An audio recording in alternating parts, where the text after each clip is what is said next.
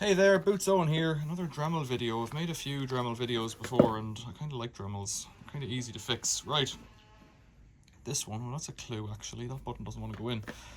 Turn it off, plug it in. Someone's cutting trees behind me. I don't want to keep going because it's vibrating, but it is not turning. So let's get into it. The usual. I'm hoping it's a small Torx bit that I have as a screwdriver. Yeah. So you got 4 screws, 2 brushes as well. I don't know if I need to take them off just yet. This is a Dremel model 3000. I had one of these before where the winding had actually broken, and that's not the problem here because we can hear the motor humming. So it's not dead. It's not the controller. That seems to be working too. I think, judging by the rust up at this end, it's gotten wet for one reason or another. I don't know. I found it in a skip. The tradesman was there actually. I asked him about it and he goes, it's broke. Well, oh yeah, it's broke. They have a collar here that you have to get off, and you kind of want to see, look, here's the clue. It's seized, right? So something's gone wrong. Either that lock button is stuck in or something, but I don't know if this will come off over the grinder that's in it. That's the issue I'm going to have. Let's try putting a spanner on it actually, just see if it'll crunch itself out. Let's see if it'll crunch its way out. It might be a quick repair if it would. No, it's unscrewing, I think. Yeah, it's unscrewing, which is good. Let's get that collet off there. Right, now. What's going to jump out at me? I don't know. It has a sticker. They've done that on it, haven't they? There's a sticker on each side. Calls for a sharp knife. I've repaired this fellow before. I don't think I made a video of that, but I actually rebuilt, if you'd focus, the thumb press buttons had fallen off 2 of my Stanley knives. Well, they weren't mine. I found them with no buttons. So I made new aluminium ones and riveted them on by peening the aluminium over. I was quite proud of that because I kind of like this one. It's a folding locking pocket knife, which of course in England it's completely illegal to carry this in your pocket without a good reason. A good reason is determined by the policeman who stops you for just being the way it is. Right, okay, stop complaining. Get that side off. We're in. What's the problem? The lock is up here. Oh, the spring looks a bit, what I would call cattywampus. The cable's plugged in there. The rubber bearing thing on the back's a bit off, but I don't think that's it. Well, that's a... something's not right up here. Let's try and get this mechanism out without taking everything off. So there's the spring. That looks like it wasn't right. Something's not right here. Could it just be that that's been seized up now? Try pushing that back in. Doesn't, no, it's still not spinning correctly. So let's take the brushes out and start with that. See if we can get it to become loose at some point in the journey. Whoa, spring brush looks okay. See, if you leave it turned on too long, and I don't know what the previous owner has done with it, but it could cook it. You don't really want that. By cook, I mean overheat the armature or the rotor windings and the motor, and that would leave you with a device that is overheated and is damaged and may be damaged beyond repair. The cable is held in with screws, so you could unscrew it. What have I got here? Got little wings there and there. It's going to pull out. There it is. Oh, you careful. So it's got moisture damage. Nah, moisture damage. It's not so bad, really. So this guy should slide off. Let's get the... dear. No, it's not good. So that pin has just broken off. Now we're into a proper repair. Right, take off that rubber fellow. Then that slides off. Now, that's your control unit, which should just pop in, but it's all quite crusty, you know. But it's all there. Now, why is that fallen off, because we can solder that back on, because that's just a leg by the looks of things going down and out. A piece of copper wire would make that up. Okay, still not solved the... Yeah, that bearing's pooched. That's all that's wrong with it, I'd say. Rear bearing's okay, so to get that bearing off, I have a feeling it's going to be tricky. The rest of it looks good. Rear bearing's good. 5 minutes into the video. How is that held on there? For it is rusty. Press fit, I imagine. Heat fit. That bearing, it'll free up, but it won't make it right. These spin at 10,000 odd. RPM, maybe. That is a crunchy little bearing. Rubber sealed, so it shouldn't have mattered that it got wet. I have a pullers that might do it. Let's see if it does. Where are you, pullers? Micro puller. I'll use this one. I don't know if it's going to get it off.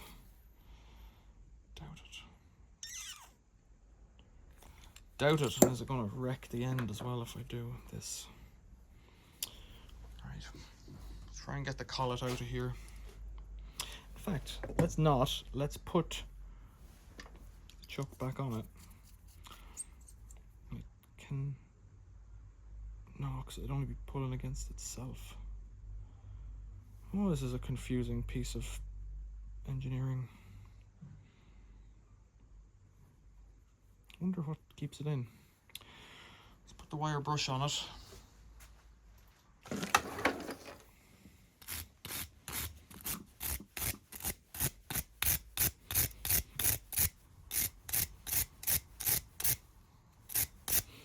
There's a very long shot. There is possibly a screw at the bottom of here, but I doubt it.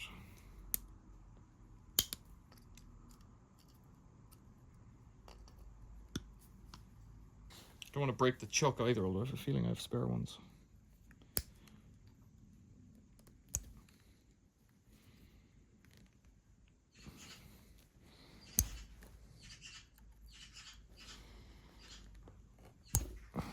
Dear, dear.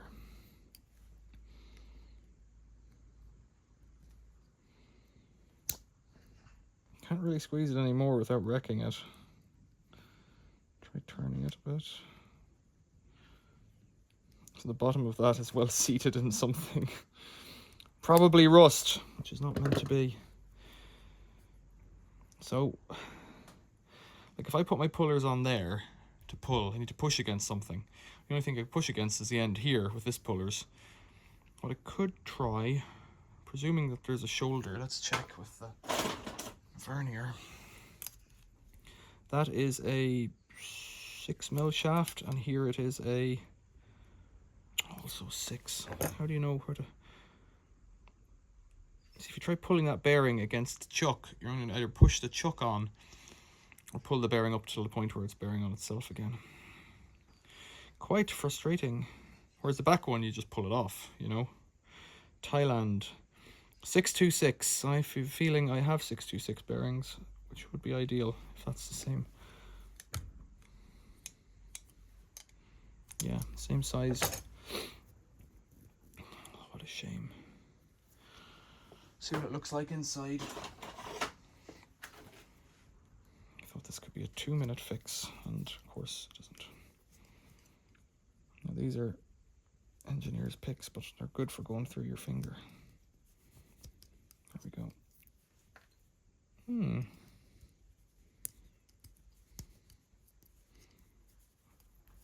There's a rubber separator. There's only one of them has rust on it. This would suit me a lot better. Drop of car engine oil. It's immediately, oh dear, that's... Might be loud, but it'll be working. Let's check. Oh, I've already broken the back of it now. Just tut at myself. Put that spacer back in. Put that seal on that I've stuck a nail through. Not that it really matters because it's, you know, it's clearly a used item at this point. Right, tidy up the bench because I need to put things back together. So it's got a bit of friction from the rubber seal. If you need to figure this one out to replace the chuck, you're gonna have to Google that as a separate video. I didn't get to use my pullers, which is a shame for me. Now this fellow, it's a bit of a disaster really. So that should just pull out like that. And of course it hasn't. So I don't know if these have a top and a bottom. I don't think they really do. So that goes like that. Let's try and leave the cable attached, I think, because I don't want to do any more damage to it. The soldering iron fired up without melting everything. Leave it dangling there on the edge of the bench. Right, that will fire up now. Charge up. Now I need to figure this one out. Right, what are we doing? I've put that on there to keep it safe. This fellow, I should probably take the cable off it, should I?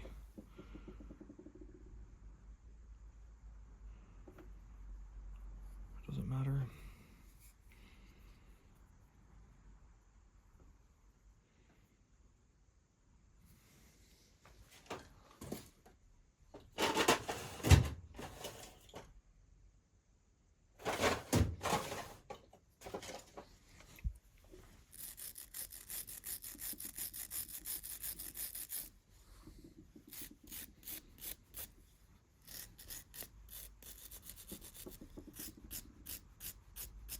So this resistor and capacitor look like radio interference. I don't know what these guys are.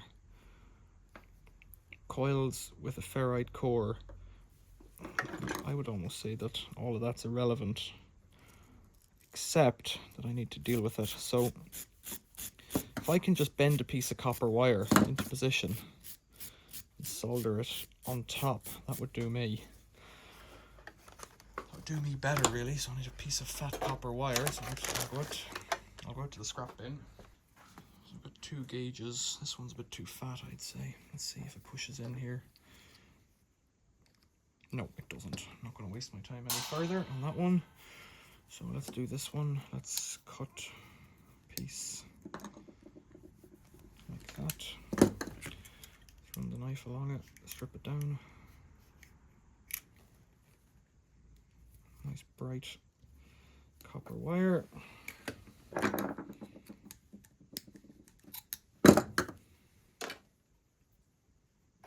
Now, difficult to see what's going on here, is it? This one is a bit higher than that one. You see, it sits up and goes in, whereas the other one's bent over a lot lower down. The one at the back of the video, the back of the image, top of the image right now, is lower. This one is higher.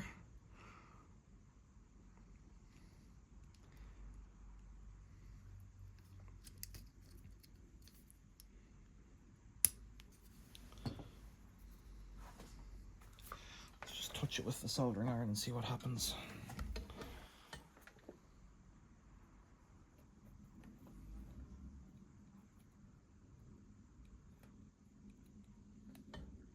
Put a bit of moisture on a rag, just clean that off a bit. There we go, that's more like it.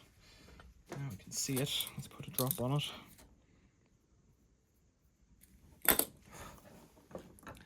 Just dodge the smoke.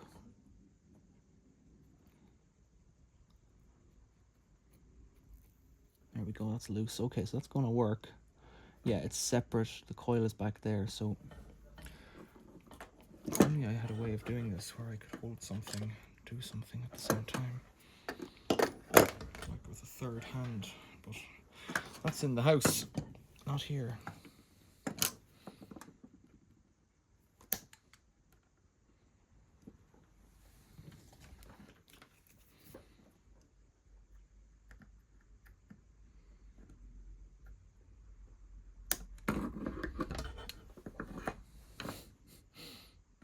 do like making my life difficult.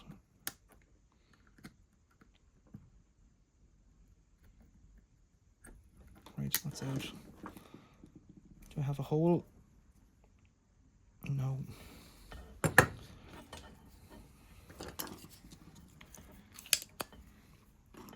Of course, the one I use now won't be tinned, the piece of metal. I could find a bit of nickel plated stuff out in the scrap pile, probably, but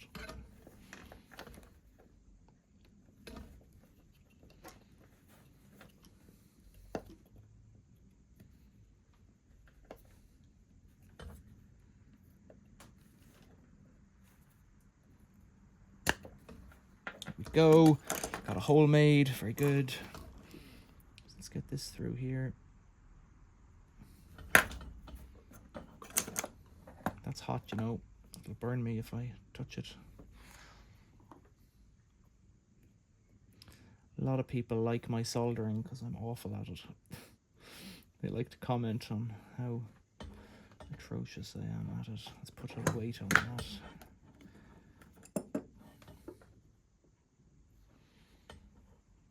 And I know that because I've never learned how to solder. Let's clean this again.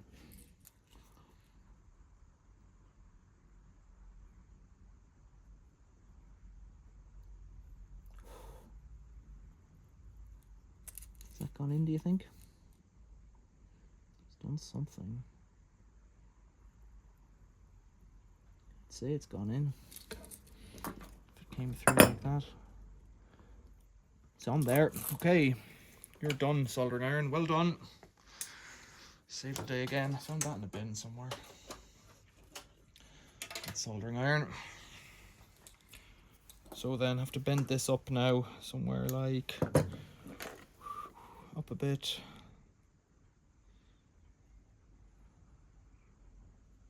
Just guessing here. Somewhere like that. I need to make it that long.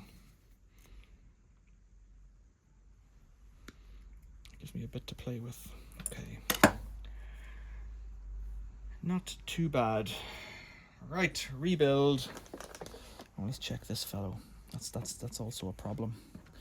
I think this may have been the main issue that caused it to, well, I don't know, water's the issue. Yeah, that's, the plastic's fine. It's this guy here being rusty, that detent button. I'm gonna have to give it a whiz on the wire wheel. It'll take me a minute. So as the machine spins down, let's put some of this WD on that. Put this here, give it a wipe of WD-40. Shouldn't affect the plastic. It should give it a bit of movement. How's that going to go then? Oh yeah, it's loose and it should spring with the thing like that. Okay, let's try rebuilding it now that I've butchered it and resurrected it. I've lost bits of it. Right. That stuff don't I need. Clear the bench. Screws. Bits of wire. Have I lost the screw? No, I think there's all there. Right, I'm going to lean into the bench here because I'm not really sure what I'm doing. This guy goes like this. You go like that. You probably come in first, do you? So come up again. Go back, spring. You see, this is where it all goes wrong. Here's the spring. Put that in like that. Get this rubber boot on here. This is what cushions and prevents vibrations on the rear bearing. And that was pinched up. It's deformed because of that. It was pinched up in the housing. Is that everything? No, try to get this other wire in here. Now I've lost the boot. You can see why. They gave you hams as hands. This is how you do business. All right. Click. Click.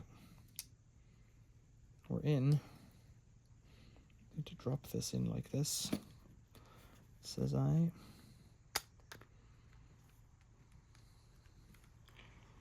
I'm working on the basis that you can see what I see, but it doesn't mean very much, right? Spring is in. Now, is that bearing sitting in there? Don't know.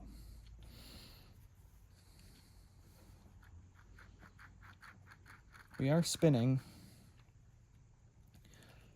Now, somewhere here, to put this boot in here, get this fellow clamped down.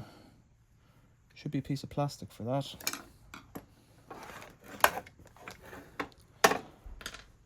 Can't see it in front of my eyes. There it is, plastic.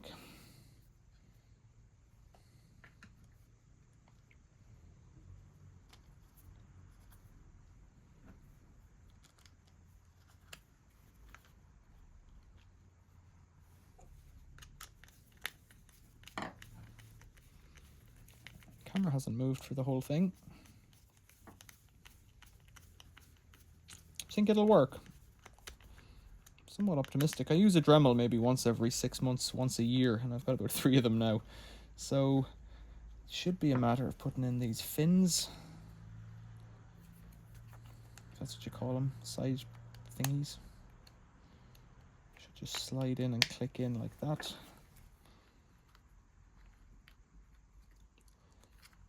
I like repairing things.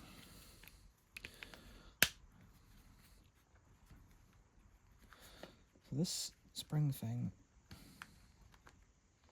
seems to work now. Okay, so the spring should push it back.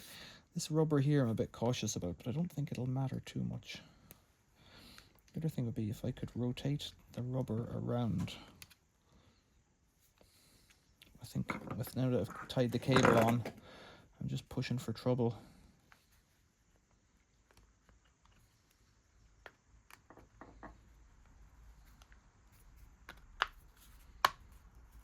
Could it be that easy? 1, 2, 3, 4.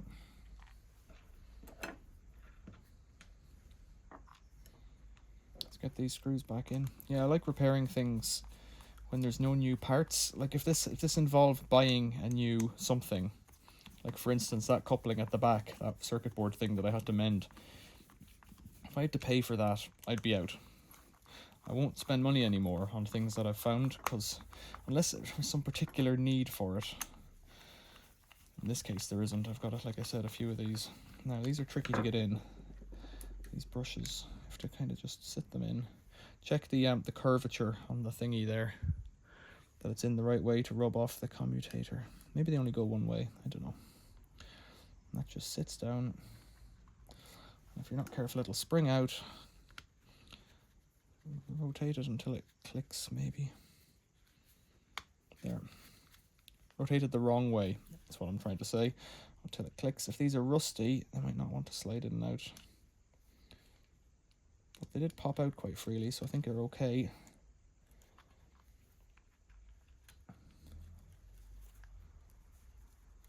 There we go. Just to make sure you're on the thread rather than not on the thread. Now, put that back on. Put this back on. I've cleaned that with the brush. Let's give another little whiz.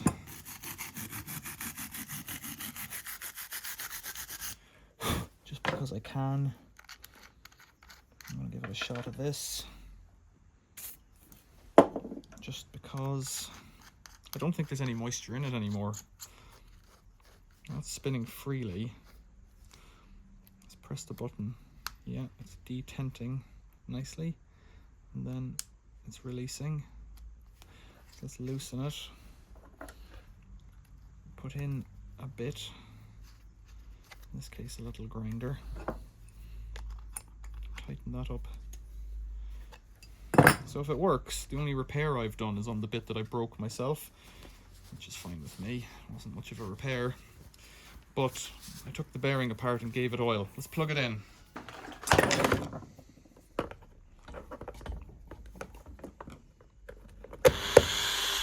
Right.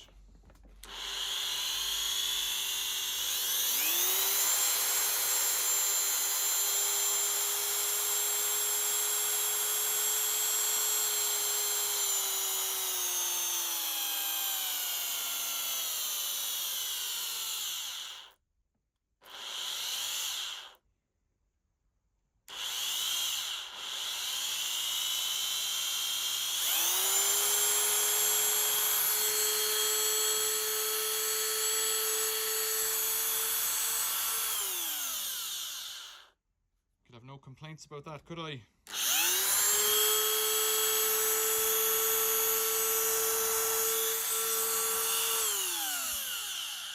Dremel, come back. Dremel 3000 F013300046. Don't know what that means. I doubt it's a serial number. Made in Mexico. There you go. Seems to work. There's no numbers etched into the white box. Is the detent working? It is. Everything's right. So a bit of wire wool on the detent, bit of wire, well, not wire wool, wire wheel on the detent. A clean-up of the chuck, but we couldn't get that collet out. Not sure how that comes out. Not sure how to get that off. Didn't need to oil the bearing after taking it apart. And what did we do there? Mended that piece of metal. Here's the piece. Like, it's just a piece of, so small. You know, your fingernail cut would be bigger than that. Works. Triumph. Questions or comments, leave them below. If you like a video like this, tell me about it in the comments below. If it helped you fix your Dremel, or if you intend to fix your Dremel or any other power tool, tell me about it. And have a look at my how to fix things or fixing things playlist. It's worth a look because I've fixed quite a few things at this point. And really, it's not about fixing it. It's about going through it and solving all the problems you've got one by one as they come at you. Knowing how to take things apart, knowing that this collar unscrews is a big thing with these things, and having a go. This was so broken that most people wouldn't bother repairing it. That's why it was in a bin, I would say. They cost, what, 50 quid, 100 quid? I have absolutely no idea, but I know that they are handy to have when you need them. And they're, you know, palm-sized little straight grinder. Dremel, our famous name at this point, ubiquitous with the handheld engraving straight grinder tool. You could also become a member of the channel, throw some money my way, just watch the videos, leave a comment, that's enough for me. Subscribing though is a help, I think. I don't know, you tell me, YouTube. Thanks for watching, leave a comment below, and I'll see you later.